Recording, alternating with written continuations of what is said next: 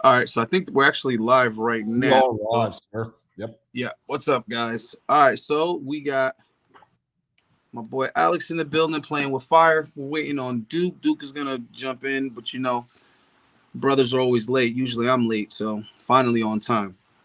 So today, I want to ask you guys your opinion on this latest controversy with Donovan Dull and just one particular thing, because there's a bunch of things he's been saying lately about different people, but I don't want to, you know, get into all of those things. I kind of just want to focus on one thing that really upsetted me.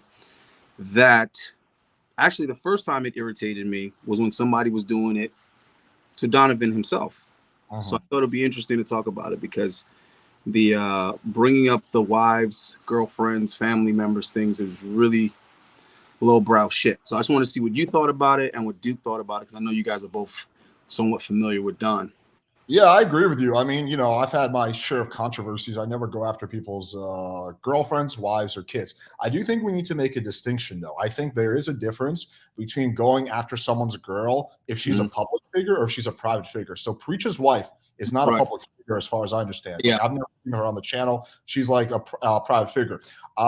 Donovan's wife, pretty sure they're Mhm. married at this point, is a public figure. I don't think that makes it Exactly. okay to still go after her. I don't think you should do that. Like, but it's less bad, I think, to go after someone who's a public figure. But going after someone who's a private figure, I think, is a lot worse. Like, for example, my girlfriend would be like somewhere in the middle. Like, she's not totally a private figure because she's been on my channel too many times, but she doesn't really have her own channel. So she would be like kind of somewhere in the middle. I'm very much on the fence with that. I'm glad you brought that up because that's kind of what I was thinking about. Because, like, I had to not too long ago make somewhat of a response video for Donovan. So he was doing the whole "you dance in gay clubs," and like he didn't say I'm gay, but I guess that's what he was hinting at, right? Hmm. And like I was on the fence about should I mention Devin, because I'm like, well, hold up, I'm adamantly against bringing up people's wives and girlfriends, but she herself was talking shit about me. You see what I'm saying? Like she's part of the content. Yeah, I think that's a little different then. If Right. she's She's actually part talking of shit about but you, right. that's not, yeah. But I was still uncomfortable with it, and I'm still on the fence with it the same way. Like arguing with chicks is kind of whack. So even if someone sees me and they think I'm arguing with a chick, I'm already checked out. You know what I mean? Like I'm already 1 foot out of that conversation just because it's a chick. So I think it just kind of goes to how awkward it is when women come into male spaces as it is. Like whatever that space might be. It's just weird to figure out, well, what are the rules now? What are the rules of engagement now? So that's kind of why I'm on the fence about it. So even like the rage quitting, if that's what we're calling it, that's fine too. But when I got off the debate with this chick, it was a similar thought process because she started calling me names and cursing at me, and I'm like, hold on, I didn't personally attack this chick, nor did I intentionally disrespect her. Cutting someone off in a debate, that's one thing. That's kind of irritating. But once you're calling people names, MFer and all kind of stuff like that, then it's like, well, wait a minute, what makes you think you can talk to me like that, right? But if it was a guy, I would have handled it completely different. You understand what I'm trying to say? Yeah, I mean, I sort of agree with you and sort of disagree with you. I mean, okay, let's take it one thing at a time. So when it comes to the way Kyla handled herself, yeah, I told her afterwards that she like went too far, right? So I agree with you that there's never any need for personal insults, especially when the other person's not doing that. In terms of girls coming into male spaces, I actually think it in some ways it's a good thing because the problem I think with the manosphere sometimes is they isolate themselves so much. The point of the manosphere largely is to become a better man and largely to be better with women. But if you isolate yourself so much from women and you're just like doing like theory jerk stuff, then you could actually come to the wrong conclusion. So I do think it's important to have female input, right? I mean, again, doesn't mean that girls will generally give good advice, but I think if you guide women, they can actually be very useful when it comes to giving feedback.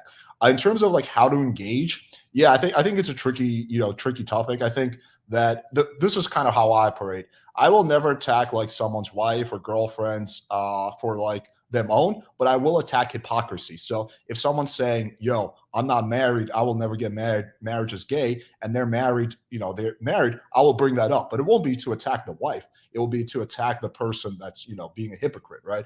But yeah, I don't think there's, ever a need to go after people's looks, unless, of course, again, that person is saying, oh, everyone else's wife is ugly. So it's like, your wife is ugly, your wife is ugly. And then it turns out that their wife is not attractive. I think it's okay to point that out. But I will never kind of draw first blood when it comes to that. When it comes to kids, I think that should be entirely off limits. I don't think there's ever any, either parents or kids, I think that should be totally off limits, right? So I will never mention someone's parents or kids. And I think, yeah, with wife and girlfriend, you should proceed with caution. And, you shouldn't be the one that goes first. But if there's some hypocrisy, I think you can call it out in a respectful way without actually attacking the woman. I mean, I kind of thought of that aspect of it too, also earlier today, of course. So, I mean, I agree with you 100% on that part, because that's exactly how I was looking at it. It's like, well, if you're making a comparison thing, like, how dare you say this and then your woman is this, that's, one of those times where you feel like, well, I kind of have to point this out, because there's a contradiction here, and you're the one that's basically bringing up the criticism in the first place. So I do understand that part. But earlier when you were saying that she shouldn't have been calling names, or there's never a reason for that, no, I don't agree with you there, because that's where I'm on the fence with it. Like I said, if it was her guy, it wouldn't be so much like, oh, well, we shouldn't be calling each other names at all. The point is that things do happen. People do break rules. People step on toes. But when you have an issue with a female, it's a completely different protocol than when you have an issue with a guy. So maybe it's a generational thing, because I know a lot of people that listen to these fucking podcasts are in their 20s, early 20s. But listen, when I was growing up as a kid, that was like a conversation that was had over and over and over again with kids, is that girls are different than boys. You have to handle different than you handle a boy. And that carries over into adulthood. So, if you have that conflict with a boy and you're a boy, even if you guys get to wrestling, fighting, whatever, that might still be wrong, but it's still, boys will be boys. And then when it's a little girl that did the same thing that boy did, you can't respond to the little girl like that at all away. And she can keep on pushing those buttons.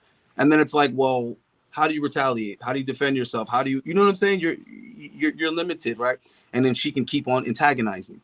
So that's why I'm saying it is awkward no matter what. It's awkward when women come into a space that already had an understanding of what said rules were. You see what I mean? Even if we're talking about the gym, I like to bring up the gym because I spend a lot of time in the gym. It's like, rack your weights, put your weights back. Well, if a girl doesn't put back all those heavy ass weights, it's still wrong. But you see how it's different than the guy? Because the girl might actually need help to put that shit back. So I agree with you when it comes to personal conflict. So you're right. Like with a guy, there's that threat of violence, right? And if you hit a guy who's talking shit about you, there's nothing wrong with that, right? I mean, violence is never good, but it's understandable. It's never okay. It's expected, is my point. Is it? It can happen. Yeah, it's never okay to hit a woman no matter what the fuck she's doing, unless it's like she's going to kill you and it's just pure self-defense. But aside from that, it's never okay to hit a woman. So I agree with that. I do think that when it's a debate, it's different though, because there's kind of a unspoken understanding when you do a debate that is, you're going to be respectful to the other person. You're going to not cut them off. You're going to kind of abide by certain rules. So I do think the debate space carries like a further set of social expectations that are not carried when you're, for example, having beef with someone at a bar or something like that, right? Because so let's say you have a confrontation with you're at a bar and some girl starts talking shit about you. There's not as much of a social contract that you guys are both going to behave that way, versus when it's a debate, it's like, we're both part of the YouTube community, we're having a debate, that means we're both going to try to be good faith. Now people break this all the time. I see bad faith behavior on debates very often, right? But it's like something that's frowned upon. Something that's my point.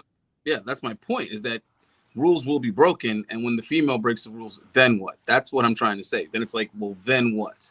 And then even in that particular situation, people were saying that you were supposed to intervene and tell her to behave herself, and then people were saying that her boyfriend or whatever was supposed to step in and tell her to behave herself. And I'm just baffled by it, because first of all, I wouldn't be the guy that has my girl on a debate with me. That's number one. But even if I was, she damn sure wouldn't be getting out of pocket like that and getting out of hand, because whatever the heck she's saying, she's basically talking me into that. You get what I mean? Because now the issue is between me and him. That's why I kept saying, listen, get your girl, bro, because I'm not going to argue with your girl. Get your fucking girl.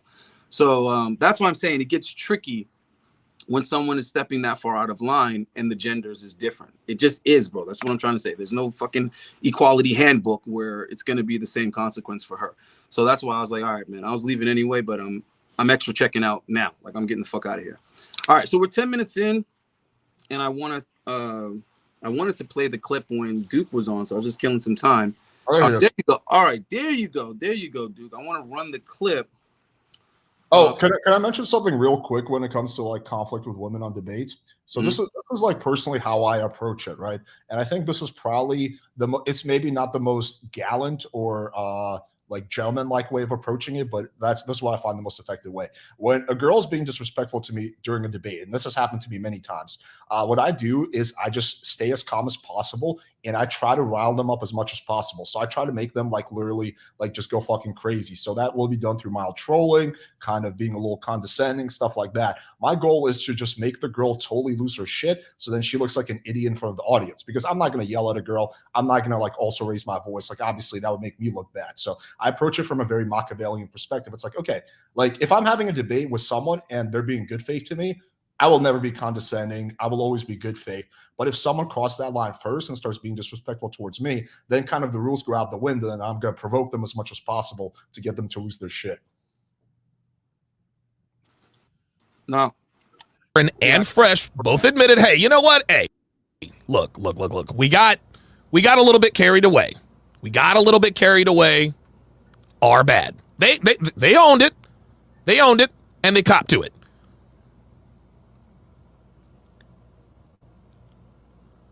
I'm not fresh and fit.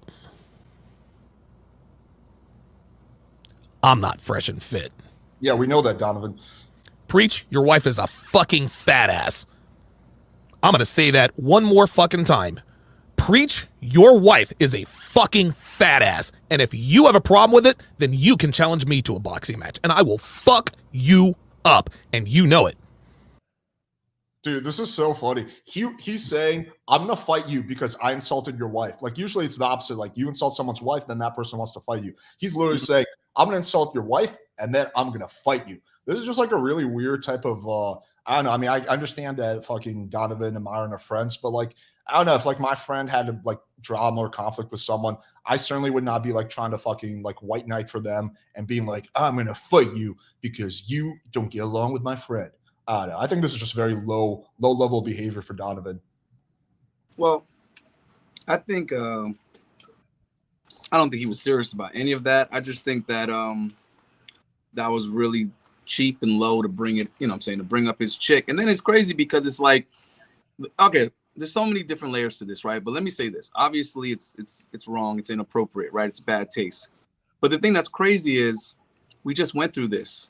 Like, we just went through this with these other guys saying the same thing. So we kind of collectively, as a community, learned and agreed, for whoever didn't already know the obvious, yeah, maybe it probably wasn't a good look to bring up Preacher's wife.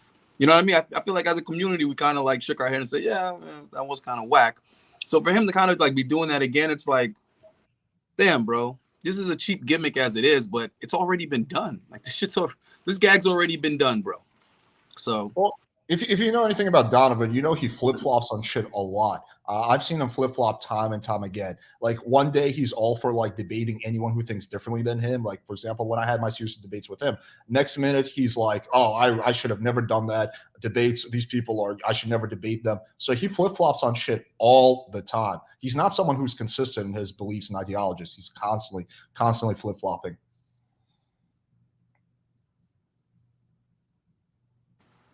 I mean, I did hear him say that, like, he wasn't interested in debating. He doesn't care about debating or winning debates. And it kind of made me think, man, the only person I can really remember him debating where I considered it a debate was when he debated you. So I was like, that's interesting that he said that. But I agree with him on that, bro. I'm not interested in debating either. So I definitely could agree with him on that. I also know, it could be stressful when your channel is stuck on the same subscribers or whatever for a long period of time, and you feel like everybody that you're working with is excelling past you. I kind of feel like he's that OnlyFans girl that's aging out of the market. You know what I mean? And like trying to find some gimmick to stay relevant while the new younger girls are coming in. Yeah, definitely. I completely agree with you on that. Yeah, I 100% agree with you. He's just trying. He's just like shooting darts at a dartboard and seeing what sticks. Which you know, earlier, Duke. I've never said that to you earlier. I was like, he's just throwing shit at the wall and seeing what sticks. And I don't know if he thought that was like a huge push and controversy for these other guys that said the same thing. So maybe he thought, all right, well, let me say it too and bring some negative track. Because all right, first of all, when you see somebody like machine gunning it like that and talking shit about several people at the same time, you know he doesn't have any real issue with any of those people. He's just trying to kick up as much controversy as possible, try to get himself on the map, bro. It's too obvious. Like, why are you taking so many shots at the same damn time? There's a lot of shots, bro. You know, and when he took the shot at me, he didn't have no problem with me. That's why he only took the one shot. He took the one shot. I didn't dance to the gay club. Ha ha ha ha. Let's me and Devin joke about it and get some views and kick up some controversy. Nobody cared. I got more views on my channel responding to it than he got posting it. So he immediately moved on. He didn't say shit about me again. You see what I mean? There was no real problem with me to begin with, bro. It's just he said, all right, let me jump on this and see will this work. Can I get some traction with this? No. All right, we'll try something else. Yeah, you're right, but I think that's like goes to the heart of the issue why a lot of people don't respect Donovan. You know, my respect for Donovan was about 0. Then he debated me, and it went up because like even anyone who's willing to have a discussion with me, like I'll give them props for it. So it went up to maybe like 20 or 30%, but then now it's like back down to 0, right? But I think a lot of people, I think the most important thing as a YouTuber is to have your audience respect you, right? That you're consistent. You're not going to do shit just for views. Like, sure, I could do like a fucking video where like me and Maddie stage a fight, you know, on live on air and, you know, it gets like, you know, shitload of views, but I'm not going to do that, right? Because then I lose the respect of my audience. So I don't know. Yeah, I think that's like, if you get so focused on views, you forget about the respect part. You're failing as a YouTuber. You said he took up acting on his YouTube channel because I see him and Devin doing their little skits or whatever. He turned to acting. Now he's acting fighter. Now he's acting like he wants to box Preach. What do you think about that? You believe that's a genuine fight? Duke, hold on. Yeah, Duke. we can hear you, Duke. All right. For a minute there, I thought I was on mute. No, but you're kind of low though. You're really low. Hold up. How about now? Yeah, that's a lot better. Turn up a little bit. Turn up a little bit more. How about now? All right, we can work with that. You're good. All right. What was the question? No, go ahead. I was gonna say, do you really think that Donovan wants to box with Preach, or is he just kind of virtue signaling for a fresh and fit? Oh no, I think he wants to, because like what Ayende said, he's also right too as well, because he needs the views. And what else is gonna get you more attention and more people's name in your mouth that never otherwise would have known who you are than an actual boxing match promotion, right? So that he, especially with Preach, I mean Abba, almost a mil or past $1.5 million sub. Were they past $1.5 million, or they? I don't know where they are. Yeah, they're okay. So they're way past, to me, the clout that it's gonna generate, the hype, it's gonna bring traffic to his channel. Yeah, he'd want to milk that for all it's worth.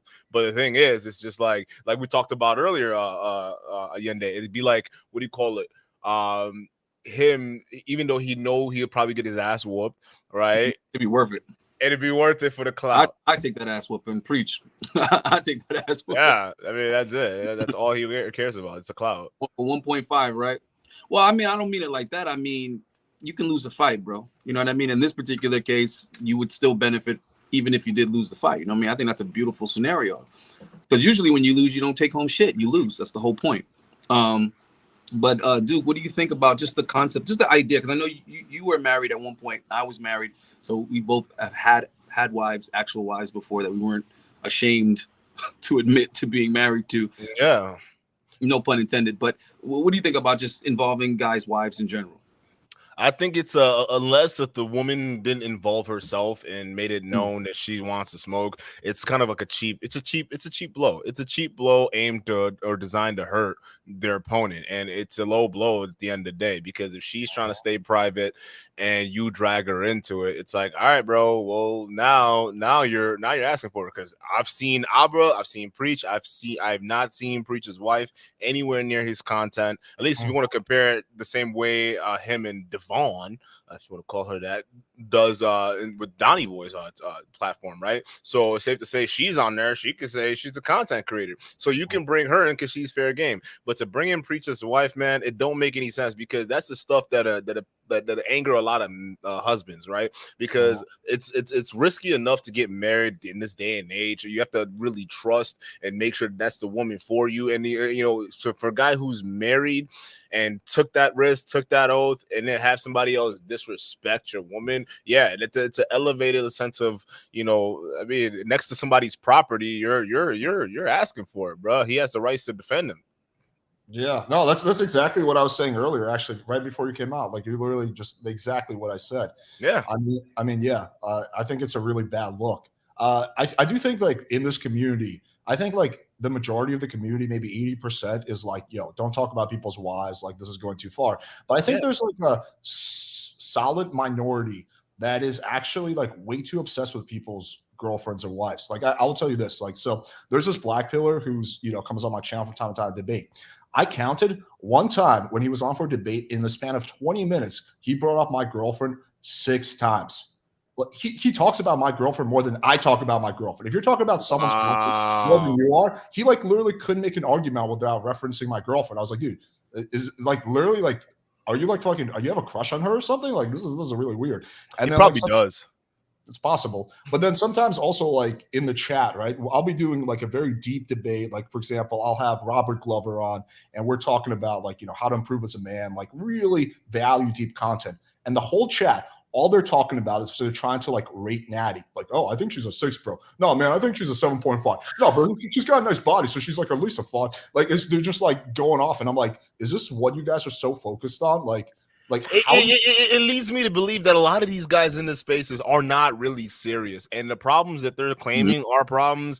They're not genuine enough for them to really take action. Here it is, because Alex, realistically, next to a lot of people out here, I wouldn't even say a lot of people, but not a whole lot of people in this space put out content that also kind of doubles as receipts too as well, because the way your content is kind of unique, because you're creating content out of your receipts and you're showing guys the work and all that. So that's a little bit more unique than what a lot of guys are doing. And when you see, man, it is crazy how, because I'm just trying to tie it back to this whole Donnie Boy thing, man. It's crazy how you can see, where guys go low like that, it means they can't really fight you on the merits. Because I can almost tie what he's doing right now to what's that guy, John Anthony lawsuit, and what he was doing with you. And he did a whole stream about Natty and not. I'm still confused on it. I'm like, bruh, like, hold up, wait, what is wrong with you? Like, what are you crazy? Like, to bring somebody's girl into why?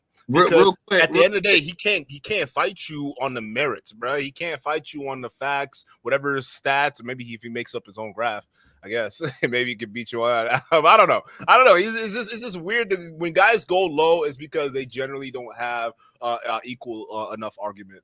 I think he's out of gas, because like Alex was saying earlier, like you were saying, you started off not respecting Donovan Sharpe. That's what you're saying, until he did. Well, I mean, I wouldn't make an absolute, but my level of respect for him was really low based on the way I saw him carry himself with other people. Yeah. Well, mine was very high. You know, what I mean? Like 3 years ago, I rated Donovan Sharpe, up there. Like I thought his content was good. I thought the whole like radio jockey kind of approach to it, I thought that was smooth. You know what I mean? Like the way that he came about it. Like, but 3-4 years ago, or maybe even longer than that. Actually, about 4 or 5 years ago, right? But I felt like he had a lot to say back then. You see what I'm trying to say? And I guess the space has changed a lot since then. It's I don't want to use the word evolved, because evolve suggests that like it got better. I don't think the space got better. I just think the change. I think the spot got a hell of a lot more glamorified. More social media-ish. I don't know. It just got a little bit more flashy, is what I'm saying. And I agree with you on that. Guys are a lot more motivated now on just making the money. I think the message, or actually helping guys, or being a support mechanism for guys, like any of that genuine shit that the manosphere might have been started on, I think is evaporated. And now it's just the male version of OnlyFans. How do we get as much money out of these suckers as possible? How do we get our cut out of these lonely motherfuckers? And I think Donovan just got lost in that translation. And I think he just doesn't know what to do now, what kind of content to make now. I think everything he's had valuable to say, I think he's already said it. He said it a long time ago. And now he's in a position where it's like you're bringing on certain people, you're collaborating with certain people, and those people are accelerating past you. But it's because they haven't reached their peak yet. So if he's doing something with a Pearly Things, you gotta understand. Pearly Things has not reached her peak yet. We don't know what that will be, but I tell you, we haven't reached it yet. Whereas Donovan, we reached it. How long ago did Donovan reach his peak, right? So I think he's just getting irritated because he's working with a lot of newer people who are still ascending, and it's irritating him because he feels like I was above you just yesterday. Just yesterday, I was helping you, giving you the look. So I should be what? You see what I'm saying? What should you be? Well, I should be exactly. You should be what, motherfucker? You see what I'm saying? I think you're right, and the other side would be to not only because he's also watching people pass him by, but also it's that where it's always been about the money. Don't get it twisted. Before everyone else got into the space and it became as saturated as it was, at least to what they're doing, right? It's always been about the money. He when he was writing for Return of the Kings, when he partnered up with the Red Man Group, I think he was the only other one. I don't know if he was fully signed or not. I know Rolo was for sure. But when he was making his moves around the Manosphere, when he was doing his selling his Womanese course, his Sharpe streams, all the merchandise surrounded it. You know, Donnie Boy, okay, he was always about the money. He was money minded. Even his conferences were about the money. The problem was for him is the space is getting saturated. Actually, that's the problem with a lot of these older guys in this space, right? I think what's the guy's name? The roommates, Hafiz. He's going through that same transition too as well, because he was about the money. He was getting views. He was getting his Candace Owens video did $50,000. What the fuck, bro? I didn't even know YouTube paid that much. I'm like, yo, what the? Hey, Candace Owens, bring that ass over here, girl. Let me talk to you. I need 50K right now, bitch. Let me go. Like, I'm telling you. So at this point in time, you get all these new guys coming in, and Allende has a point, right? It stopped being about, because before it'd be about, okay, we're making money here, but we're also generating value, at least some kind of value, right? And you'll see Donovan Sharpe. Back then, he was actually putting some value, but don't get it twisted. It was about the money. What you're seeing now, especially with the Tate effect has pretty much made everything lazy, right? Because Tate and Sneeko coming right after it cheapened a whole lot. Fresh and Fit was the initial wave, right? It was the initial wave, the flood. Technically, I would say Kevin Samuels was the initial wave, but Kevin Samuels was at least had a lot of structure to it. Fresh and Fit was right up next, and then Fresh and Fit was kind of like, hey, we're for the young guys. We don't really have to put a whole lot of effort in, and let's make this more raunchy and attention grabbing and as grimy as we see the YouTube Manosphere platform it is today, right? Andrew Tate popped on the Fresh and Fit, and then spawned off his own little crew. Sneeko followed behind, and now you're seeing what the Manosphere is looking like today, where it's all about the money, all about the courses, all about let's chill, because this is who we are, and you don't see the value. So where Donnie Boy comes in is he's like, well, shit. Well, I mean, I still have something to do here, but like all these guys are coming in. I can't adapt this fast. There's just too much going on. And no. Donnie did adapt. Okay. He had it. He had the retirement plan. You know what I'm saying? He had the transition move, the power move on the chessboard. He had it. When he went to 21 conventions and he teethed the man concept, when he teethed it, right? He stole the concept and said, I'm going to do the CME. Right there, he had it. And doing the whole fake it till you make it, you know, getting the Venetian in Vegas, doing it big, making it look like it was super duper successful, high quality event, all of that. It's all faking it till you make it, right? The show out was small, but the projection was that it was a big success. It looked very, very high quality. All of that was amazing. Yeah, CME was fantastic. I gave him props for that, bro. I gave him his flowers. There's two mistakes he made in that, though, and I want everybody to pay attention because, first and foremost, this ain't even about taking shots at Donovan. This is about making a teachable moment. That's always what I'm looking for because I still am holding on to this. How the fuck can we help guys make content and make some money? You see what I'm saying? I'm still believing it can be done. It's just going to take a minute to learn the strategy, right? It definitely can be, yeah. It right. can. So I'm even doing something like that too. But the way I think we can have that discussion because how do we do it within the Manosphere? Because the way I'm doing it, I have to do it on a completely different channel. Yeah, but hold on, to even get that value. But go ahead. No. So, but these two things I want guys to take, right? 'Cause some of these guys are young that are watching this. The one thing is, don't talk about anybody's girl or girlfriend, bro. Just leave it out of the conversation and attack that person as an individual. Do what you got to do. Compete, admirable, get your wins, right? The second thing is, you can't build and go to war at the same time. And that's where Donovan fucked up with the CME, because he had too much bad blood and too much issues with people at the same time that he was trying to build this new, you see what I'm saying, entity. Mm-hmm, yeah. So whether he ran out of the budget to fake it till he make it, because if he did 1 to 2 more years like he did the first one, he would have had him convinced. He would have had his little annual thing going. He could have been able to add dates and add locations within the same year. He could have been in 4 different major cities per year. But where he fucked up as, he was still going back and forth with Anthony Johnson and others. That's where he fucked up at. You guys, when you're trying to build something, you have to separate from all beefing, all fighting, all arguing, all friction. You don't need no one throwing no monkey wrench in whatever it is that you're trying to create or what you're trying to build. So that's just a little bit of advice to guys, because that's factual, and actually you do have a point, because I think that the Anthony Johnson beef really set Donnie Boy back a whole lot, bro. Because Anthony Johnson, although there wasn't really a clear winner, if anything, I think the MGTOW guys came out of that beef pretty victorious. So I mean, that was my thing, but I think he came out really pretty bloodied, man. Anthony Johnson took a huge chunk out of Donnie Boy. Yeah. It really affected him, and he wasn't as effective ever since, bro. And you're right, a lot of his attention was divided, because realistically, that initial exposed video he did about Donnie Boy, that exposed a lot about his girl. I don't want to say a real name, but Donovan Sharpe. Yeah, he went in, bro. Like, he was going crazy. Well, so that delegitimized him completely, and then everything else was just it. He made the initial mistake of even making Anthony Johnson his enemy. Yeah, I know Anthony, not super well, but mildly well, and I know that he's not someone you want to have as your enemy. Definitely not.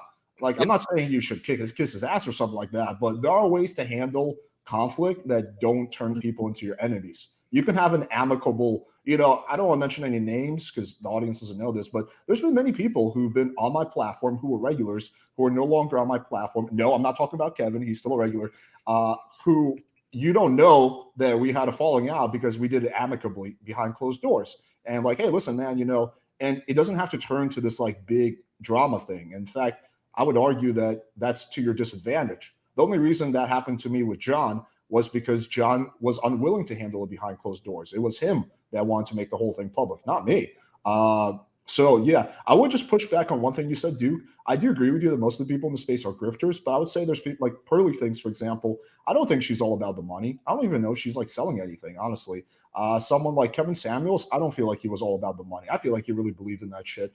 So I do think there are people, it's typically smaller content creators, but even some of the modern content creators, so I don't think are all about the money. Like, sure, they like making money. Like, I like making money, but for me, that's not my primary motivation. Well, I think Pearly Things might be a little bit more of a grifter than Kevin Samuels. If you would just put it in my book, if I would to like rate like what would be it, because Pearly Things, like, even watching some of her lives, and even I had to rewatch the one with her and her feast, and it was just like, yeah, there was some things that she wasn't understanding, and there was some things that made it clear that she definitely picked up a lot of talking points. Don't get me wrong, there's nothing wrong.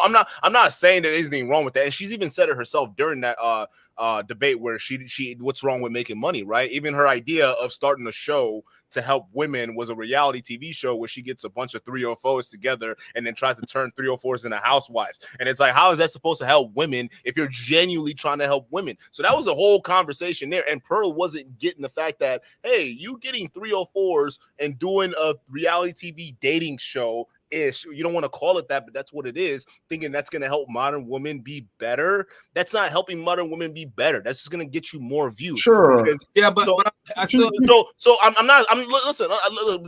just saying that's an example, right? So you're saying you're helping, but it's just like clearly your idea isn't all the way there. I'm not saying maybe that doesn't make her a grifter. In my book, it kind of does. But realistically, does she sell anything? I mean, I honestly don't know. Does she have? I don't know. I've never seen her. Dude, But so- just because she sells Hold on. something doesn't mean she's a grifter either. No, It's no, just, I it's know. just your intentions. Because like lots of people can sell things. I don't have a problem with you know, making money. There's no issue. Make money if you want to. It's But- just what are your intentions? What I'm so Duke is that's something that you can't say though. You can't say like, hey, you know what, this idea is you're a drifter because this idea is not going to help women. Well, first of all, you're operating under the pretense that she knows that it's not going to help women, but yet is presenting it as if it is. If she believes that it would help women, then you can't say that she's a drifter. You get what I'm trying to say? Because she might, in her heart, I know she doesn't know that it doesn't help women. You can tell by the conversation. but we don't know because it hasn't been done. I would like to see it done, to be honest with you. Did we now watch the same live stream? And not even that. Let's just say this: she's a woman in a space supposed to be like teaching women about traditionalism, and yet she's unmarried. She's not even living that same life. Listen, I'm just saying, bro. If you're gonna come in here and do this, your life gotta match. That's it. No, to be fair, dude, she's like 20 years old and she's still in college. Like, I definitely think she's going to get married in the next like 5 years. She's just like so fucking young. I think you would have a point if she was in her late 20s or early 30s. I don't know how old she was. She's just so young. She's like a kid.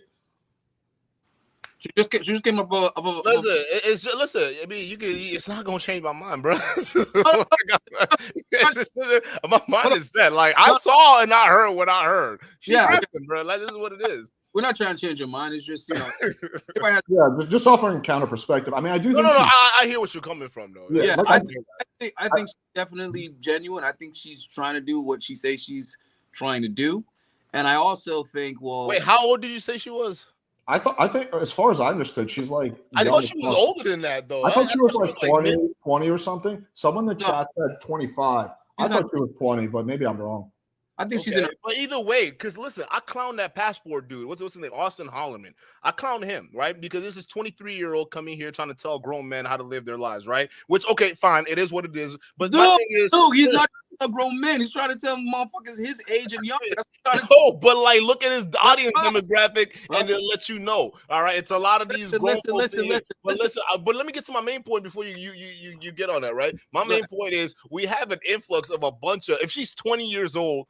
If she's 20 years old, what life experience does a 20-year-old have that like you're gonna tell a freaking someone who's old, someone who's 25, someone who's 26, 27, 28, 29, 30, right? What are you gonna tell them? Because it's like the same analogy we use all the time, right? And the analogy is if you're a personal trainer but you're fat, okay, how the hell are you gonna get more business? No, because listen, you're a fat personal trainer. How are you gonna understand my struggle, right? You're not versus someone who's a lot more. But dude, I think I don't agree. It's a bad comparison. I think there maybe I'm wrong. I don't know. I think you do need to make a distinction between someone who's just like giving their opinion on shit, what they believe, and someone who actually is like selling your product and saying, "Hey, you pay me $300, I will show you how to do this." Right? I think your argument would have merit if she was the latter. But if it's just someone who's just giving their opinion, like, dude, when I was like in my 20s, I was wrong about a lot of shit. Right? It's okay to be wrong. So I mean, yeah, like I think she's young as fuck. She's wrong about some things, but I don't think that makes her a grifter. Yeah, young. She's young. She's wrong, and she's an influencer, influencing other people on wrong ideas. Does that make sense? No, Duke. She's having the conversation, is what she's doing. She's having the conversation. I guess she's bringing people in to have the conversation. And she's trying to be a student of the research. So if she's reporting back, you know, what she's discovered, what she's found, what, you know, again, see, you can't even compare that to someone like Kevin Samuels because he can say that he lived it, right? And I'm sure she paid for consultations with him, right? She said that at one point. Dude, I think so, yeah. Dude, that's two different things. That's someone saying that they lived it, and that's someone saying, I'm very interested in this topic. I'm interested in these concepts and these themes. I want to better understand it. So I'm interested to look into it, research it, and talk about it, and have the discussion. And that's what she's presenting. I just think it makes more sense. I just think my thing is, listen, I understand where you guys is coming from. I just think it makes more sense to listen to someone who's actually lived through that experience versus someone who learned it I in a agree with freaking you. institution. I I'm like, agree. listen. If you got some kind of counseling session, Well, what with woman Kevin is Samuels about answering questions, hang on, but you're not telling me from your lived experience. Listen, I'm 28 years old, right? And I don't speak on shit that I don't know about, but the shit I talk about is shit that I know about. But the thing is, I don't have to sit here and put out this and that. People already know what I'm about because I talk about what I've already lived. That's the thing. So when you talk about your life, people can tell that from experience. But when you listen to her talk, it's just like, bro, it sounds a lot like it's regurgitated. Even bro, did you watch that Hafiz? If you watch that Hafiz, that Hafiz debate, when Hafiz said that she had a problem with the something with the red pill messaging, right? Her instant rebuttal was, well, which one of the talking points do you think is wrong, right? Like automatically. So it lets you know, like, there's already these stashed talking points that a lot of these guys, that if you want to get hip to the game and like come into the space and grift and make money, you learn and you study the talking points, maybe get some counseling sessions from a couple OGs in this space, and then you pop up saying this shit, and then voila. And some of these OGs will even give you a little boost on their channel, even like that Austin Hollerman guy. I disagree with your assessment, dude. Yeah, maybe. No, you know what you just described? You described somebody else, okay, that we're all very familiar with. You described bullshit. You described the bullshit that guys do when they ain't got no experience, they got no game whatsoever. They get in this space. So this is how they go from being a lame and an incel to being a content creator in the red pill. How? Right? But Melanie King used that exact strategy. What? Hold on a second. Hold on. But there's several major differences between when that particular guy does it, whoever that guy might be, right? Or when a female like Pearl does it. It's completely different because number one, when the guys are doing that in the space, they're keeping it very hush-hush. They're not being transparent that, hey, I'm getting a consult from this person, that person, and that person. Hey, this is this person's talking point. I'm quoting this person, or I'm quoting the red pill ideology. No, they don't do that. They're deliberately giving it off as if it's their personal take and information. So it's different in that way, right? And then the next thing is they're saying it as, this is what I think, know, believe, whatever. Whereas Pearl is coming from a female perspective. Like, I heard this. Is this true? I have to look into this because this is so different than what we're taught as females.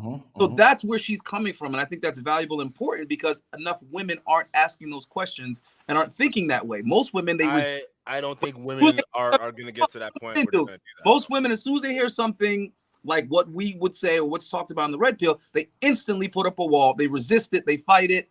They start calling you names. Who hurt you? You're a misogynist. Whereas Pearl is actually taking the approach I wish more female would take, which is saying, well, if men in general are saying this, we need to talk about this. We need to look into this. If this is really what men want from women, why are we continuing to say something else as females? These are the guys that we expect to commit to us and marry us, right? So their feedback is I'm gonna tell you. I gotta agree with Allende. I do feel like we're going really off topic, and we only have 15 minutes left. Yeah, my bad. We are. No, you're good. Can I play that video with the Donovan thing? But here's the one thing I want to say though before we leave on this pro note, right? I'm just because I think that she's a grifter. I'm not trying to let's not discount her hustles. Like, she is definitely putting in the work. Like, you and I were talking on the back end about like shorts and how I probably need to be implementing a lot more shorts videos into my process, right? And I told I ended the same thing. Yeah, you see what I'm saying? So yeah, listen, we're all having conversation about strategy, and I know I can't do it because listen, my money is not made on YouTube, so like I got other projects outside of YouTube that I work on, so I don't have time for that. But the one thing I do understand is like the work it takes to drive that growth, and Pearl has done that. To go from however many subs she had to almost 1 million now, like, you go, girl, do your thing. But it's still not going to change my mind. I don't think you're genuine with your messaging. That's just let me just add one last closing thought on that before I play the video. I think you can definitely make the claim that she's not genuine with her messaging. You can make the claim she's wrong, right? Like, and those are fair claims. I do think the grifter thing is an unfair claim because, again, as far as I know, she's not selling anything. Grifting involves a money profit motive, right? So as soon as she starts selling stuff, then you can definitely make the claim she's a grifter. But that's just like, I don't know, like me and Allende talked about this, like, you know, he doesn't like when people say he's red pill. Like, I'd be like, oh, you red pill guys. Like, dude, I'm not red pill. Like, you know, well, Allende has red pill talking points. So, I mean, like, it's not saying that he shit that he says are red pill. Like, he's a woke, like, everybody, like, listen, there's certain messaging that that's no different. That's no different than any of us. Like, me and you also have red pill talking points. So I'm not denying that I'm red pill. I would accept that. Yeah, I'm a Oh, red no, pill. I would personally like if someone asked me, "Are you red pill?" I would say no. Like, Well, I agree. I'm not gonna admit it in real life on YouTube yet. Like, No, I would. No. All right, let me get into the video because before we run out of time. All right, so this is some Anthony Johnson actually sent me this. This is Donnie Boy talking shit about me, taking some shots at me, which is very interesting. I got a good kick out of this. Oh wait, I think you got sorry, we got there we go. Okay, let me restart. So how can you take what he says seriously? Alex from Playing with Fire. Alex, I'm sure he's a good dude, but it's like he's stuck back in 2004. He's still talking about like old school pickup artist techniques. He's quoting Mystery and Neil Strauss. Like, what? Okay, so I have never quoted Mystery or Neil Strauss. I actively make fun of Mystery and Neil Strauss to a small extent. So he's like literally making a total straw man argument about Alex from Playing with Fire that doesn't exist. He does. The Bellagio was never suing me, bro. This motherfucker makes the Venetian was never suing me. This motherfucker makes shit up. This is just making shit up. It's 2022. Like things have changed. You have to evolve. Right? Look who's talking about This evolving. is why these This is just classic Donovan projection. He's just like, I feel deep down inside that I haven't evolved. Let me accuse Alex of doing that same thing. people don't have a large following. Dating coaches who don't have a large following. It's because they don't have the receipts. I do. But Donovan, you don't have a large following. I don't know. Devin is a hell of a receipt because I see. Listen, I wasn't gonna be the one to say anything, but when he got with Devin, I was thinking to myself, "Damn, bro, what the fuck, Donovan?" You know what I'm saying? Because I was still a fan of Donovan back then. I was like, "What the? This is." You know, but I just ignored it. I try to compartmentalize. You know what I'm saying? I try to say whatever things you say are true, they're true. But part of me was like, people are gonna have a hard time valuing your dating advice if this is what it's gotten you. If your exquisite dating advice, bro, bagged you, Devin. I'm sorry. And a man, and I'll say this again: your woman is a direct reflection on who you are as a man. Exactly, that's my point. But Donovan, you married a postmenopausal single mother. Alex, pause that, right? Yeah. Because see, the fun thing about Donovan is he gives you plausible deniability when talking about his chick, because all you have to do is repeat things that he said and you're in the clear because he said them, right? So I remember when Donovan was first trying to come up with these explanations for all the criticism he was getting on Devin when, you know, I guess he put her on camera, right? And he was saying that it was because he's too busy or something like that to get because he was saying, am I attracted to a young smoke show? You know, that's his terminology, smoke show. You know, of course I want a 22-year-old smoke show with big titties and blonde hair, right? But he was saying, but that chick isn't going to work for me. That chick isn't going to invest into my business and add value. And I was thinking to myself, what? What are you talking about? That's the one you get. You get them when they're young and full of energy. You get what I'm trying to say? You put them behind a computer screen and say, baby, I need you to do this, this, this, and this. You know what I mean? I'm going to take it to the top and you're going to help me. Like, it blew my mind that he was trying to justify it by acting as if young women don't get on men's program. I'm like, it's easier to get a young woman on your program because you have the age advantage and the accomplishment advantage. So she already sees you have something built. So of course she could, you know what I'm saying, do her part and take it to the next level because you already built the infrastructure. And it's like, so you're trying to say that, no, what we need to get is older washed up women that have no kid. That, you know what I'm saying? Because basically you're saying get an old chick that's gonna work for you by default. That's what you're basically saying. Who also, according to his own words, has a really high body count. According to Donovan, not according to me. Thing? Like, how's that helpful to building your business? Here's the thing, though. Dude, go ahead, Alex. Could I just say one thing real quick, dude? Okay. So if Donovan is happy with Devin, more power to him. I would, in a vacuum, I would never criticize him for that. Like, hey, look, you know, he likes what he likes. He has his reasons, whatever. No, he said 22-year-old big titty smoke show with blonde hair. That's what he said. Okay. But how delusional is Donovan if he thinks that his girl is a better receipt compared to my girl? Like, again, I'm not saying my girl is like some kind of mega hottie, but like a fucking blind person would be like, Alex, obviously your girl beats her age alone. Like, I mean, good point. like that, she's already out. Like age. not Nope, having a nope. kid, Like, you already not have body count, like you know every what's metric. crazy? You know what's crazy? It shouldn't be that hard because I'm a single father myself, and I don't have issues like dating women who. Matter of fact, it's rare that I date women who are single moms, and I don't have problems dating single moms. I've dated them, but I don't like. I rarely come across them, and it's like, wait a minute, for a guy who claims and makes content for the longest time, having all these options to his fingertips, why settle for a single mom? Listen, I'll date single moms, but I'm not settling with one. I mean, I'm gonna follow my.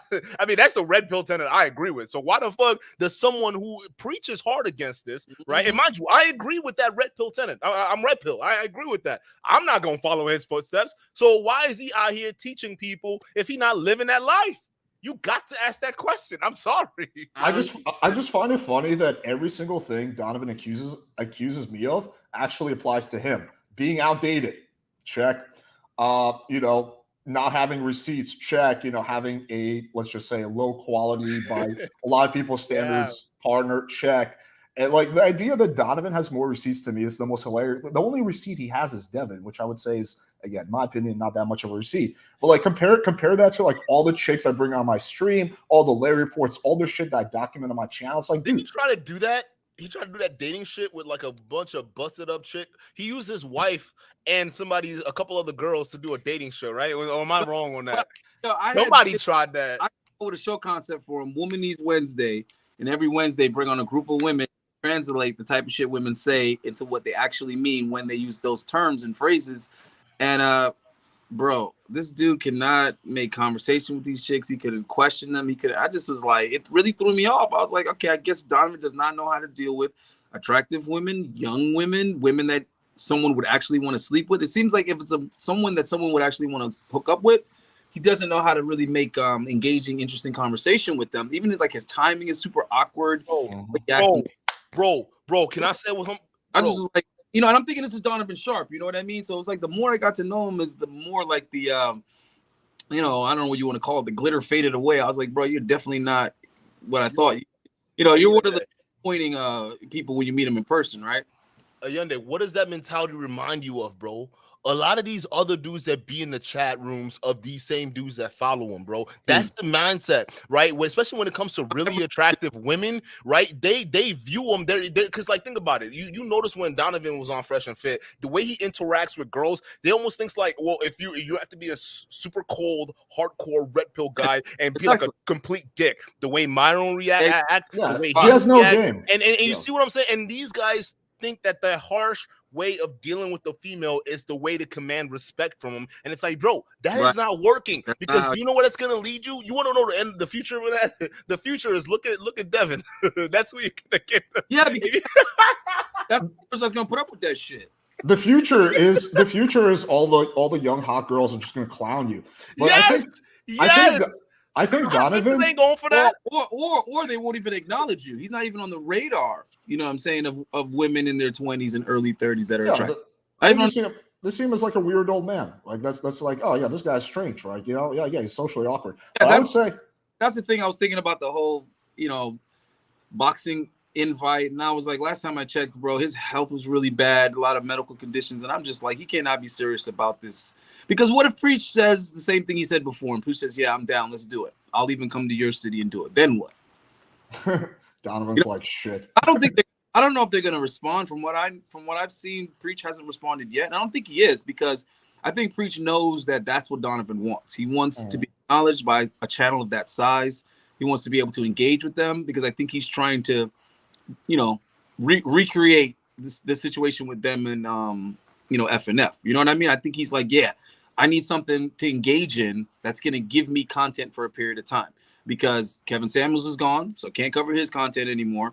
The Fresh and Fit shit, covering their shit, didn't really do much for him. It didn't move his channel. I think that's what it is. He keeps engaging with these other people, thinking it's gonna move the dial on his channel, and it doesn't.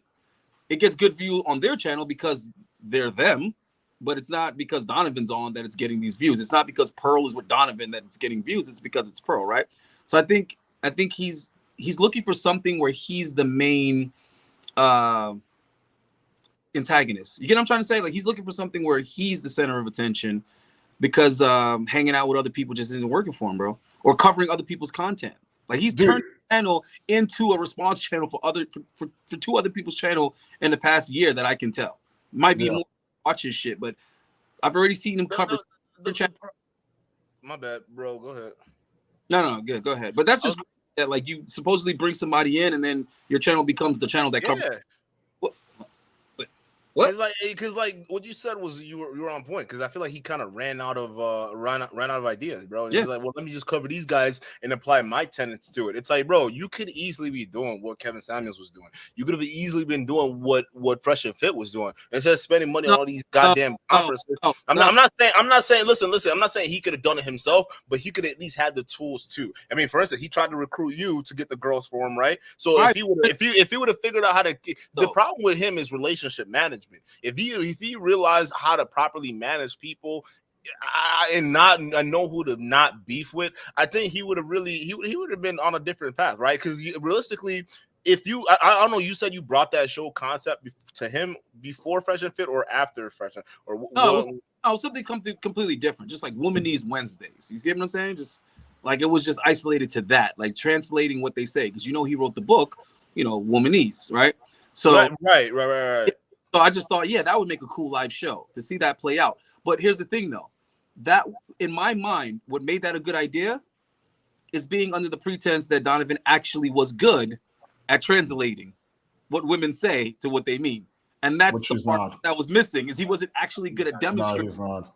You know what I mean? He wasn't actually good at the women saying this, and then he says, well, this is what they really mean. He wasn't good at that. So it was like, oh, well, that's the gimmick right there. You get what I'm trying to say? That's the bread and the motherfucking butter, is being able to do that once the women are in the building, right? So he couldn't. So I don't think he could have done what Kevin Samuels did, because he wouldn't have talked to black women to that extent and get that out of them, because Kevin Samuels was like a word ninja. He was a conversationalist ninja to get women to basically embarrass themselves. Donovan wasn't capable of that, and he's damn sure incapable of what's done on FNF, right? But I think where he had it was the damn CME, because that would have solved all of Donovan's problems if he was able to get that off the ground and stay out of, quarreling with other people, because all he would have had to have done in that case is just keep on inviting whoever's hot at the moment. And it wouldn't have mattered about him being outdated and running out of magic tricks. He just simply could have displayed the new up and coming talent, and that would have been his organizer, yeah. Right, he just would have organized. Right, yeah. He just would have been the guy presenting, these people. That's it. And he would have never really had to speak himself. He would have he could have just got up and said, "Hey, and guys, soaked up the OG limelight, bro." It's been a long time. Let me add one more thing. He could have been like Russell Simmons, basically. Russell Simmons at Def Comedy Jam. Just come out, tell everybody good night, thanks for coming. Let me add one more thing, because I think this is very important. I think Donovan really exposed his philosophy and just how wrong he is during my debate with him. And there was one moment that me and Duke were laughing about. I don't know if you saw this Ayende, but basically he was, we were talking about our relationships, and he was like, oh, so you pay your girlfriend's rent, or how does it work? I'm like, no. Oh, you told me about this. Yeah. I'm like, no, dude, I don't pay you anything. He's like, oh, let me get this straight, Alex. You're saying that your girlfriend just fucks you and like there's nothing in it for her? He's like, well, listen, Alex, you must have a 15-inch cock, but for us normal guys, that doesn't work. I was like, what are you talking about? Do you not think a girl could just fuck you and be with you without you giving her money? And that like really just exposed his mindset, that he believes that like the only way you can attract a girl is at least largely through using your resources, right? Mm-hmm. And he just had such a hard time wrapping his mind around the fact that I'm in a relationship where I don't pay money to my girlfriend. And his like only possible explanation in his head was that I have a humongous penis. That's like the only thing to come up with, which is kind of bizarre, but Alex, remember in that debate, he also made some other things known too. He also said that part of a lot of the stuff that, because remember he was saying everyone knows in studies, right? He was citing the studies during that debate, and you did something that I was like, yes, I'm so glad he did it. But you were like, okay, Donnie, where are those studies from? And he listed off Fresh and Fit. Yeah, the women he sees in the interaction, and no, Reddit and Kevin Samuels. And I was like, oh, look, I was dying. I'm like, yo, you mean to tell me all this shit you're spouting out, and you have been spouting out for this long on your platform from Reddit, Fresh and Fit, and Kevin Samuels, and you speak on your platform like this is some kind of like deep done research. Like the way he was coming at you, Alex, when he was saying, hey, everyone knows, and the research, and he was pointing that out, because the thing, my point is, a lot of times it's this research that we have in this space that a lot of guys need to be careful of. Like, these guys are espousing it. Where is it coming from? And I think it's important for us to push back. I'm gonna tell y'all this. There's a reason why Myron picked up that phone call to Donnie Boy and told him to no longer pick up the phone when Alex called for a debate. Dude, and that in of itself was so funny because Donovan was dumb enough to actually mention that live on air. Like, okay, let's try to recreate this scenario. So let's do it like this. So me and Allende are friends, right? And then you call me Duke, and you're like, dude, I don't like this. Allende's been on your channel too many times. So live on air, I'm like, yeah, guys, Allende's a good guy, but I'm not gonna have him on my channel anymore because Duke told me that I can't do it. So, like, how bad of a look is it if another man dictates to you who you can and can't have on your channel? But that's old. That shit was funny as hell when I was watching that. I'm like, he did not just say that because the ass whooping was so bad. That's old news, bro. He did that to me, and it was just funny. Like, it wasn't funny that he allowed someone to tell him, yo, you can't deal with Allende. It was just funny to me because that happened after he swore to me that nobody tells him who to do what with. Like, that's what because I said that to him. I said, listen, I'm telling you right now, if we do anything together, it's gonna be a problem. Like, oh no, he's like, he can't tell me whatever. I do whatever. He was acting so big and bad, but now come to find out, fucking Myron pulls all his goddamn shit. Hold on. He was acting big and bad. He was acting big and bad on that previous stream he was just doing when he was calling out Kevin Samuels for Kevin Samuels trying to do stuff in the background behind the scenes. All right, no. To mess with him. To cut it right there because we got to save that for a whole nother video because I was like, I don't even want to get into that, but yeah, like that's what I was saying. I was like, how you gonna sit there and act like your own man and you let Myron tell you what to do after a debate? Shut the fuck up, Donnie.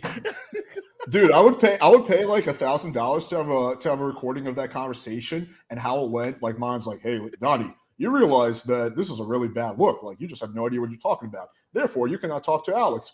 Oh, Myron, but Alex seems like a nice guy. Plus, he has a 14-inch cock, I've learned, so I really want to be his friend.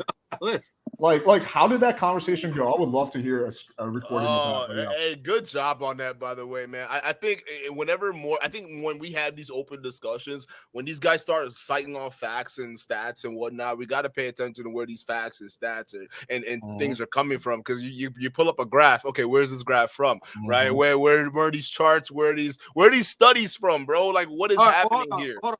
Can I explain what my problem is? We got 2 more minutes. Let me close this out. Let me explain what my issue is with Red Pill right now, or at least my opinion, how I see it. Some time ago, years ago, whatever, maybe like when Sandman first came out or something, the Red Pill was more like, hey, we've come to notice these patterns. We've come to notice that, it seems like overwhelmingly majority of the time, this is the result of this. This equals this. This thing we were all told turns out not to be true. You know what I mean? Men are in risk getting married because of this. You get what I'm trying to say? It was kind of like a survey of the land. You know what I mean? And kind of like a report back of what really was versus what we were told. Now, to me, that's not a conclusion. To me, that's the weather. You get what I'm trying to say? That's like, yo, did you check the weather for today? Yeah, I checked the weather. It's going to be this, this, and this. That's not the conclusion. The conclusion is, okay, now that we know that, what are we going to do with today? What's the plan? Do we bring a coat with us? Do we bring an umbrella? You see what I'm saying? Do we bring our good boots so we don't slip? And I feel like the Red Pill stopped being a weather forecast and it started being a fucking conclusion. And now what we're telling guys is definitively, this is what women are. This is what's going to happen. You do not do this. You have to do that. It's like, whoa. There's no nuance. There's no wiggle room. There's no individuality. There's no go out there and compete. Go out there and know this and operate accordingly. Now it's just never get married and do not ever date a single mother. And everything's like, and I'm like, whoa. Why are we making decisions for people? All we're supposed to be doing is saying, this is what it's like this is what it's like out there, guys. These are the things that could happen. This has happened to some guys. This is how majority of guys feel. This is what majority of guys want. You see what I'm saying? This is what to look out for with women. Be careful with this, but not telling guys what decision to make. It's like we're deciding for them, or content creators deciding for them. Coach Greg Adams says that, and I agree with that. He made that statement. That's why I agree with a lot of what he says. Right. Yeah, I like Greg. Yeah, I will just add this. I think that you get into a really dangerous territory when, as a content creator, one, you're really bad at actually like doing the research and like going through the studies, and your idea of like definitive proof is something you see on Fresh and Fit. And in addition to that, you don't have a series of life experiences like with girls. So when you get that combination, which I think summarizes Donovan, you have a lot of really bad information. Because, for example, with me, like if I see a study, you know, like I see something on Fresh and Fit, but it feels wrong to me because it contradicts my life experience, I'm not going to take that as a fact, right? I'm also pretty good at like actually looking at studies. But when you're not good at actually like, you have no idea how to look at data, and you don't have those life experiences, you're just going to be wrong a lot of the time. Well, I feel like guys aren't reporting the narrative. I feel like they're trying to create the narrative. So we'll leave it at that. And hopefully guys understand where I'm coming from with that. I'm not trying to decide anybody's narrative, bro. You know, can I ask you both a question here? And I think it'd be a good way to close it out. But where do you guys see the manosphere headed? Right? Do you see the future being female? Do you see the future being a little bit more aggressive than we see it right now? Meaning the kind of like the money grubbing, kind of laissez-faire, don't give a fuck type of mentality. Is that going to continue on? Where do you guys see it? Either one of you guys can take the cake on. You want to go first, Alex? You want me to go first? Sure, I'll go. So I see it. I don't believe in this like the future is female nonsense. I think it's like a pendulum, right? And when the pendulum swings too far in one direction, it goes another direction. You see this with politics all the time. So I think in the last decade, the pendulum has, especially the last 5 years, has swung really too far in like the social justice warrior PC shit, which is why someone like Sneaker or Andrew Tate were so popular, right? Because they weren't saying anything that was like super profound. They were saying actually really basic shit that all of us just kind of intuitively know on this panel. But yeah, so I do think there's going to be pushback.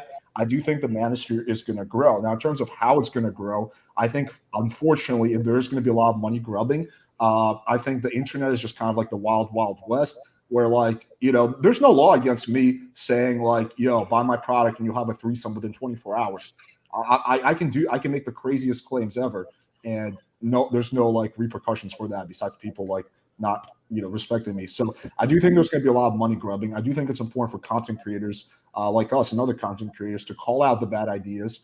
I do think there needs to be more, more open discussions and debates. But I think also what's really sad is the manosphere is so tribal, and there's all these factions, and they're unwilling to talk to each other. And I think that in of itself is just holding the manosphere back by a lot. That's a really good point. Yende. I think what's going to happen, it's going to continue to deteriorate. And what's going to happen is you're going to have more and more dishonest, disingenuous people coming in, just trying to make money out of it, trying to do what they got to do real quick, get theirs, get the bag, however you want to say it.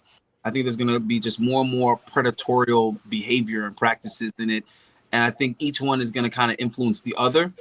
Because, I mean, you know, I think we all got to kind of like look at it and be like, well, damn, what do I need to start doing this? And I need to start doing that. Well, I got to start getting the bag too. So I think it's just going to be more and more of that. I think it's going to be contagious, really. It's just everybody's just going to be out to get the bag, take advantage of these dudes however they need to. Because I think it's going to happen together. I think the guys are going to get more and more desperate, being the viewers and the subs. I think men in general in the West are going to keep getting more and more desperate, depressed only. And then as that's happening, the red pill community or the content creators or whatever in the mass space are going to continue to become more and more parasitic and more predatorial until, just like Alex said, it swings too far. And then I think it's going to be like, I don't trust any of you. You're all liars. You're all scammers. You're all grifters. And then that's when the values are going to start to come back, because guys are going to have to start proving themselves first before they get the money. So I think that's what's going to happen. It's going to go way. That's a very interesting point. It really is. Then we're going to start getting all these guys being authentic and being genuine and really caring. You know, to some extent, that's already happening. There's a lot of people in this community who don't trust anyone. I see this all the time. Like, hey, Alex, you seem like a good guy. The stuff you're saying makes sense, but I've been ripped off and lied to too many times, and I'm having a really hard time trusting you. I see this all the time. That's the pinnacle. That's what the black pill community largely is. It's just people who've had too many bad experiences. Some dating coach told them the looks don't matter at all, and you can do that. Yep. Now they went too far in the other direction. They just think dating advice doesn't work, and you're just relegated to your looks.